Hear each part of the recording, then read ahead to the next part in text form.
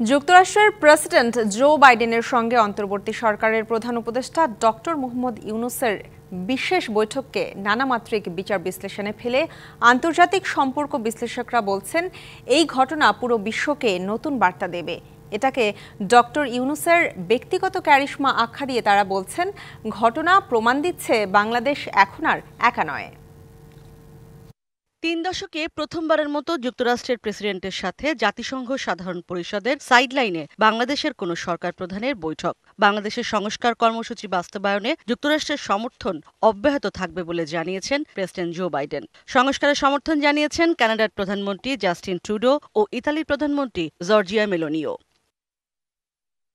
এরকম বৈঠক এবং বৈঠকের ফলাফল কি বার্তা দিচ্ছে? আন্তর্জাতিক সম্পর্ক বিশ্লেষকরা বলছেন, এমন ঘটনায় বিশ্ব বার্তা পেল যে বাংলাদেশ একা নয়। এশিয়ার এই ছোট দেশটির ভূরাজনৈতিক গুরুত্বের বিষয়টি নতুন করে বিবেচনায় নেবে বিশ্ববাসী।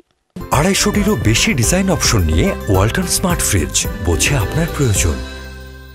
বাংলাদেশের ভূরাজনৈতিক গুরুত্ব কতটুকু এটা বুঝতে পারি না বা বুঝতে চাই না। এবং আমেরিকা রাষ্ট্রপ্রধান তিনি কিন্তু সবার সাথে বাইলেটারাল মিটিং করেন না, ইউএনজি এর পাশাপাশি। সেখানে তিনি যে এটা করেছেন সেটার মাধ্যমে তিনি বাকি সবাইকে মেসেজ দিচ্ছেন যে বাংলাদেশ ইন্টারন্যাশনাল ডেভেলপমেন্ট, ইন্টারন্যাশনাল কোঅপারেশনের জন্য একটি ইম্পর্টেন্ট পার্টনার। সব বিষয়ে বাংলাদেশের পাশে থাকবে, এটা বিরাট অঙ্গীকার বাংলাদেশের জন্য। রাষ্ট্র প্রধান প্রতিনিধি জাতিসংঘে যান, সেখানে কিন্তু ইউনুসের সাথে এইরকম একটা মিটিং হয়েছে। তার মানে কি সারা বিশ্বে অনেকে বাংলাদেশের চিনে জানে না, কিন্তু প্রফেসর ইউনুসকে চিনে। কি কারণে হঠাৎ করে যুক্তরাষ্ট্রের কাছে এতটা গুরুত্ব পাচ্ছে বাংলাদেশ? এমন প্রশ্নে আন্তর্জাতিক সম্পর্ক বিশ্লেষকদের জবাব, এটি শান্তিতে নোবেলজয়ী ডক্টর ইউনূসের ব্যক্তিগত ক্যারিশমা। তার যে পার্সোনাল কানেকশন আছেন সেটা কিন্তু তারা অনেক কষ্ট করে বিল্ড করা, তার কিন্তু কেউ হাতে তুলে দেওয়া না।